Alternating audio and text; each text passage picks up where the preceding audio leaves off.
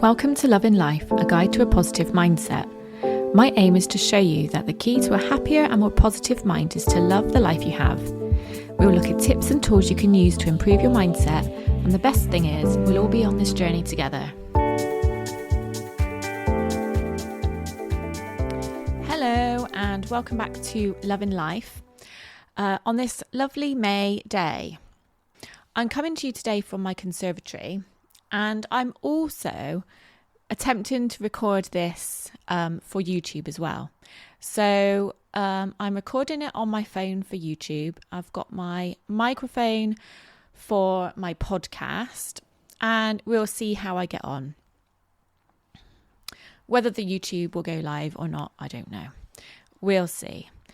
So the thing I want to talk to you about today, something I've had on my list as a subject for quite some time now, is the difference between introverts and extroverts, and how knowing which tendencies you have, which traits you have, can affect your happiness and your mindset.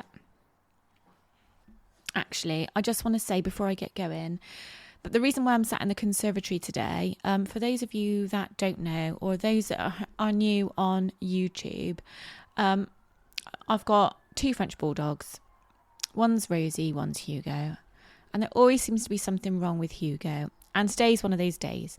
So I'm sat in my conservatory with Hugo sat next to me. I'm sure you'll see him in a minute. And he's poorly. So I'm just sat with him for a bit of comfort. Because otherwise, for those of you that listen to me regularly, you'll know that he chews his paws a lot. He's very anxious, so he chews his paws a lot, and it's just generally very needy. So if you might see him, you might not, but you will definitely hear him. Am I recording? Yeah. So the theory of introverts and extroverts is something that was developed by Carl Jung in around about 1920, so about 100 years ago now. And when looking at whether you're an introvert or an extrovert, you're looking at where you gain your energy from. So do you gain your energy from being around different people, being around people in general, or do you gain energy from being on your own, being in your own surroundings, or just generally from within? So introverts gain their energy from their inner world. So they tend to be more interested in their thoughts and feelings than they are in what's going on in the outside world. So it's what's in there that really matters to them. They're reflective, and they tend to think before they act and react. And sometimes they can be a bit hesitant. Introverts obviously like their own space, and they often come across as shy in social groups, particularly large social groups. The introvert likes peace and solitude, and they're happy to sit in silence.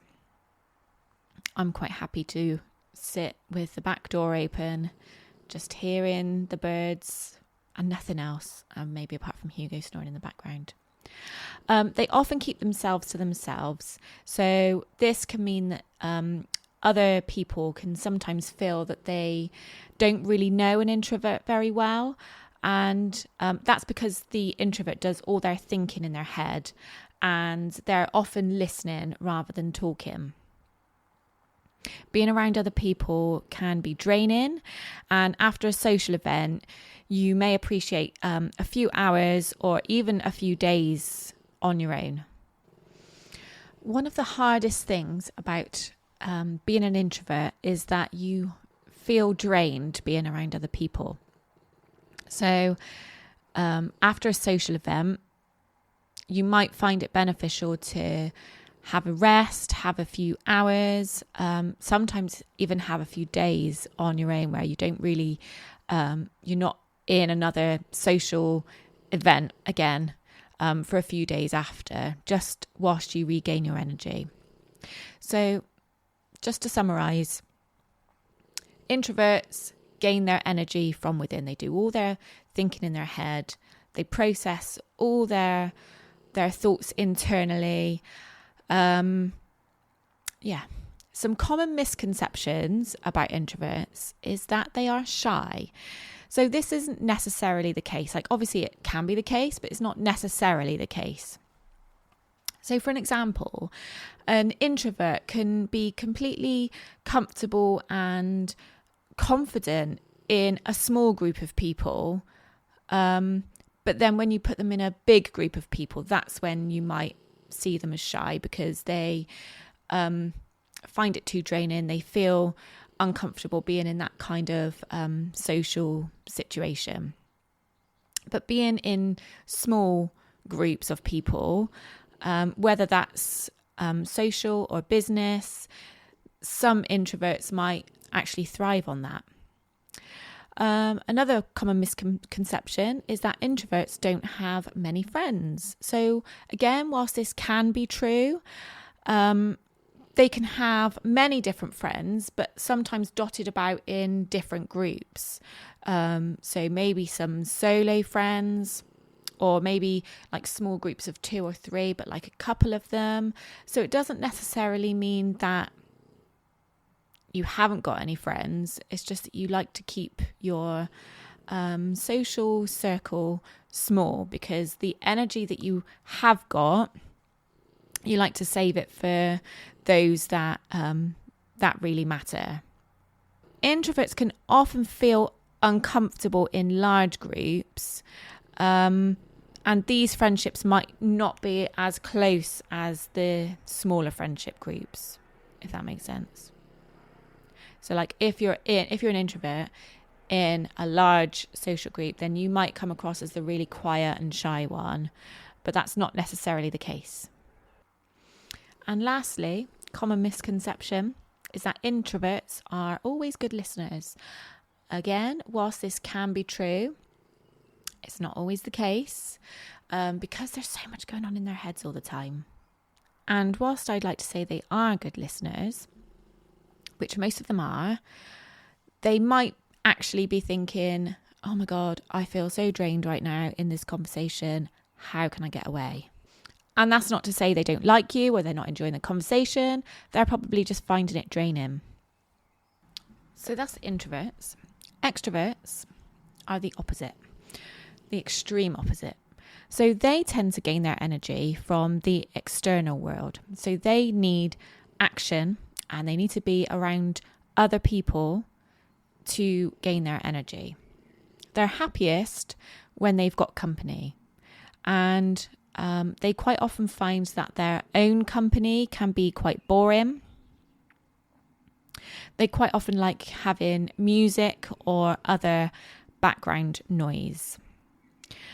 The extrovert likes to be active and likes to be social. Extroverts probably would have struggled during the pandemic, although obviously we all struggled, but an extrovert would need, when they're working, they would need other people around them, other people's energy to keep them going. So they would have really struggled having to work from home. Their behaviour tends to be reflective of objective factors. So that means coming from the external world, and they're reactive to what's going on around them. They're usually outgoing and they are comfortable in a crowd most of the time. Extroverted people will thrive in an office full of people, in an open office full of people. And if you think how schools are designed, so an open classroom, this suits extroverts, but not necessarily introverts. Like, introverts can find this type of environment way too overstimulating. And that's quite often why you'll find some kids in the back of the class daydreaming. I certainly know I've got one of my children who does this. And since looking into this more, it's quite nice to know why. So common misconceptions of extroverts is that they're always outgoing. And again, this isn't necessarily the case. Whilst extroverts do need other people around them to get their energy, this doesn't necessarily mean that they're outgoing, that they're confident. It just means that they need to be around other people. Another misconception of extroverts is that they're arrogant and that they're dramatic. So again, whilst they can be, like that is on the extreme scale of extroverts, they're not necessarily arrogant. Like they like talking. So obviously, you know, what have we got to talk about when things run out? We talk about ourselves. So they can seem arrogant, but they're not really. They're just finding something to say. They just want to keep the conversation going because that's where they're getting their energy from. Like I just said, as with everything, you've got extreme versions of each. So you may find yourself mainly introverted, but with some extroverted tendencies. So you can be a confident introvert. Similarly, you might find yourself being a shy extrovert. You still gain your energy from being around other people, but you just don't feel overly confident. When you're trying to decide, or when you're trying to find out if you're introverted or extroverted, it's important to remember there's no right or wrong. Neither is better than the other.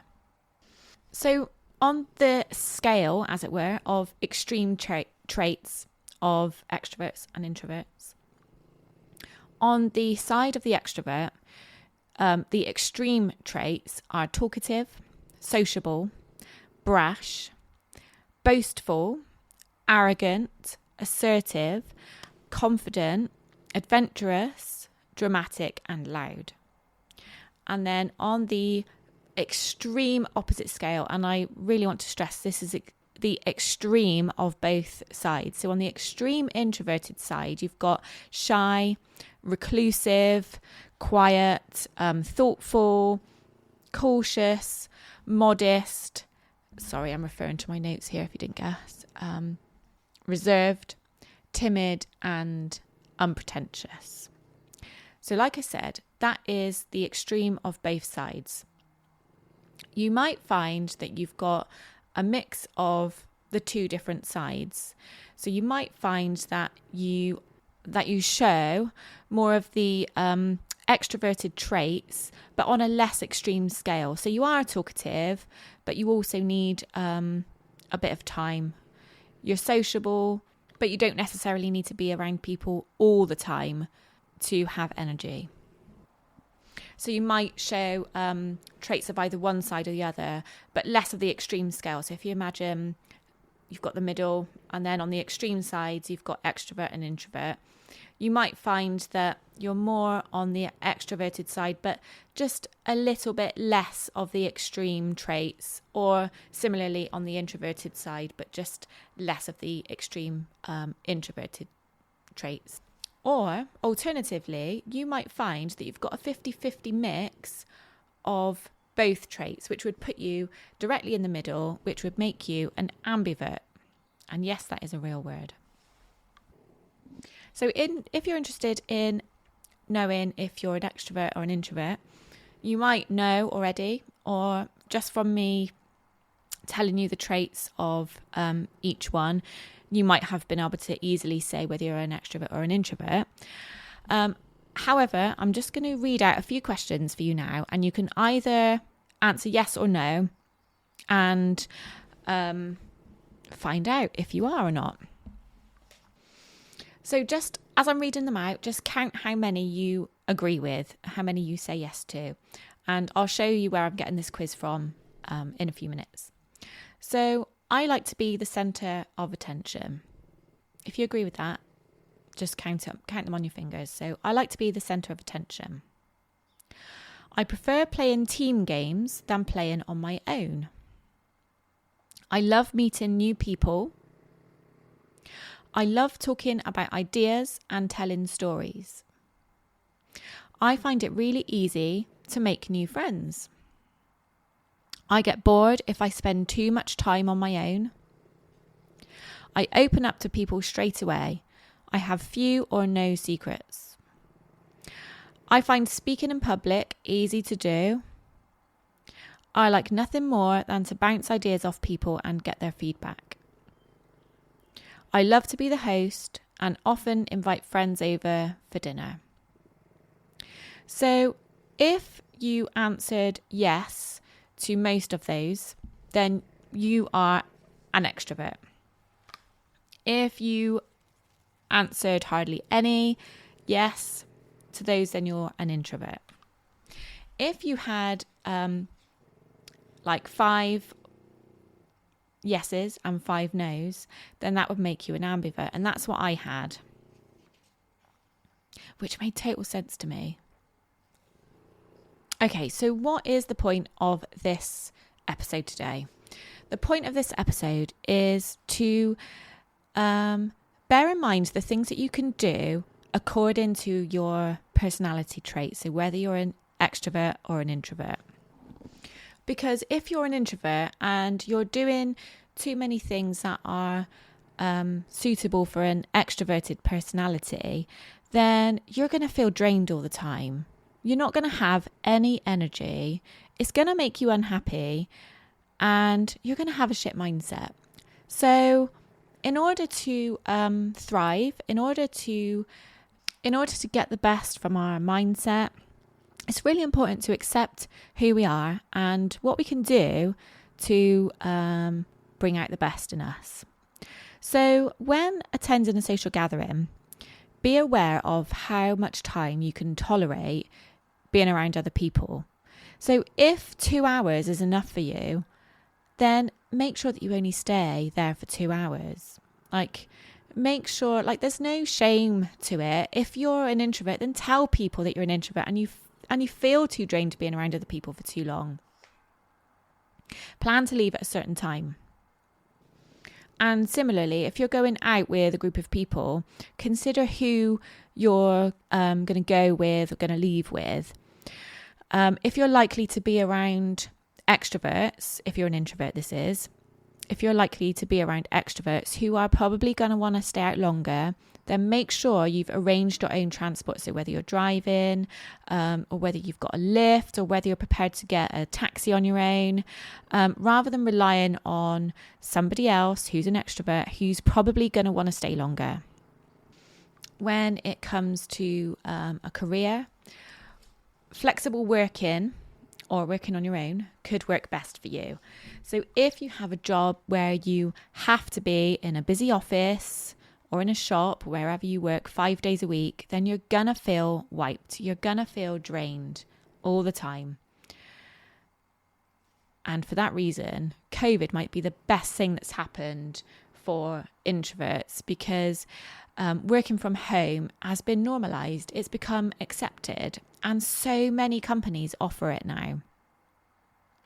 If you do work in a busy environment, so in an office or in a shop where you're around people all the time, around lots of energy all the time, then make sure you take time for yourself in your break. So it might not be a good idea to go and sit in the staff room or in a canteen where there's lots of other people around if you need time to regain your energy. So go for a walk on your own, go and spend time on your own, in your own thoughts, and just refresh, regain your energy. In the home, according to Michelle Armitage, who wrote the book Your Design Personality at Home, which I'm showing for you now if you're watching on YouTube, Michelle says that in the home, create living spaces that allow privacy and that allow quiet time. Because a house that is completely open plan is probably going to be your worst nightmare. There's nowhere to hide.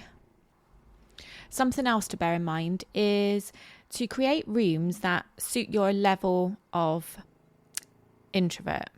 So, for example, a neutral room that has got neutral colours, minimal decoration, very minimalistic. it's going to be suited to an extreme introvert. Something I've learned about myself from reading this book is that if you're more of an ambivert, or if you have, if you're mainly an introvert with maybe some extroverted tendencies, then you might prefer a mainly neutral colour scheme, but with a little pop of bright colour. If you overclutter your house with objects and pattern and too many colours, too much noise, then you're going to have a permanent headache and you're going to feel permanently drained.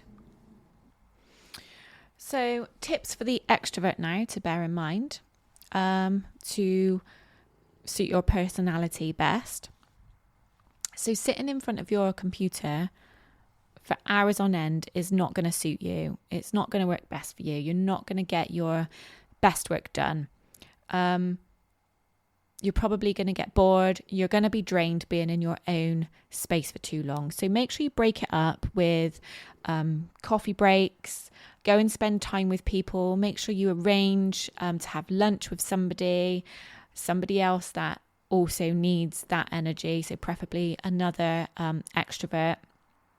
Just be mindful that others in the office might not appreciate the distraction. If you're going around talking to everybody all the time to gain energy, other people might not appreciate this.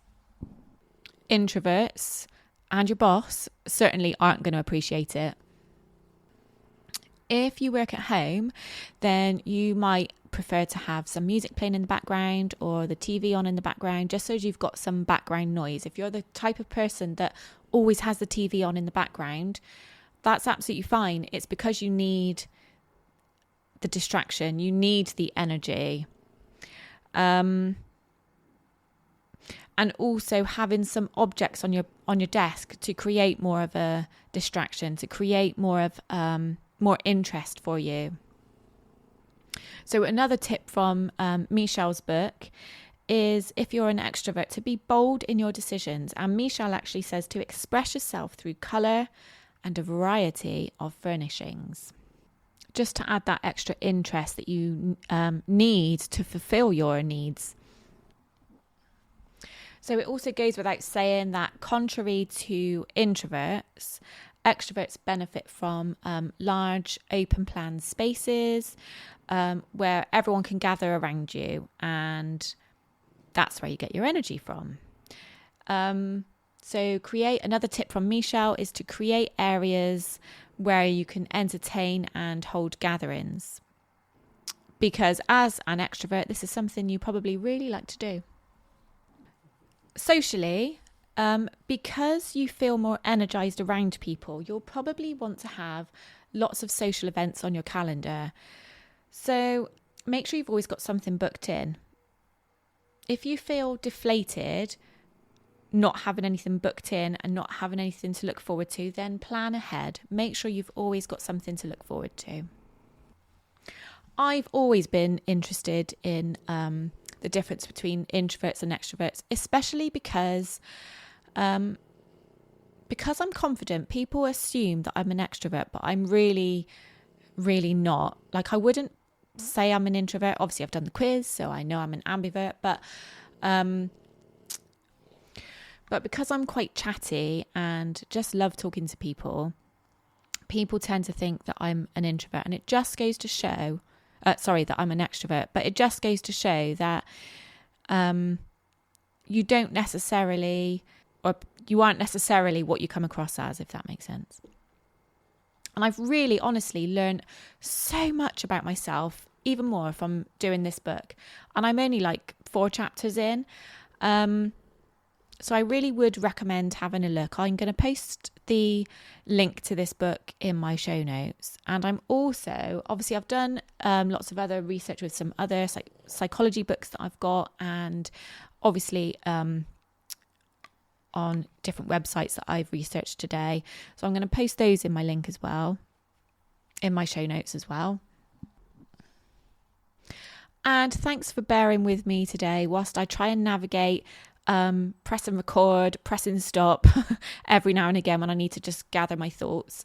But thanks for bearing with me whilst I try and navigate between my phone and my laptop, between the YouTube video and the podcast. If it's a bit shit, then I just won't do it again, but we'll see. Let me know what you think. If you usually listen to my podcast, then please let me know if you've noticed a difference and you think I should just stick to doing just audio. I don't know. Let me know what you think. I won't take offence, I promise. If you have learned a bit about yourself today, and if you've enjoyed it, then please obviously do let me know. So if you're listening on the podcast, then as always, please do either leave me a review, give me 5 stars. You can obviously contact me via Instagram. If you're watching on YouTube, then please do let me know in the comments what you've learned about yourself today. And why don't you head over and follow me on Instagram? I just had to stop recording to sort the dogs out, and I've come back on and it's now raining, and because I'm sat in the conservatory you might be able to hear it. I just wanted to, before I go, I just wanted to pop back on and say thank you to, I like to thank listeners from different regions every week. So today I just want to say thank you to the person who listened to me in Fargo, North Dakota. I love seeing who are, one of the first people to download each episode each week. And this person is one of the first people to download it every week. So I just want to reach out and say, whoever you are, thank you so much. Please reach out and say hi to me. And yeah, thank you so much. Like, I truly appreciate every single person that listens, not just once, not just twice. Like, I appreciate all of those, but I especially appreciate the people who listen every single week. Thank you so much. It really means so much. And I still feel like I'm at the very beginning of my journey, and I can't wait to see where it goes. I'm just learning so much more every week, not just about podcasting, but about in general, mindset, subconscious, conscious thinking, all of that. I absolutely love learning about it, love telling you about it, and hearing your stories, hearing how it's helping you. So yeah, thank you so much for not just for listening, but also for feeding back to me as well. Have an amazing week, and I will speak to you next week. And I'm excited to say that in the next couple of weeks, in the next week or so, I'm recording an episode with a guest. I know I've been saying it for ages, but it's finally coming. So I'm just waiting for that to happen now, and that's going to be very soon. So I'll update you when I can, and I'll speak to you soon. Bye.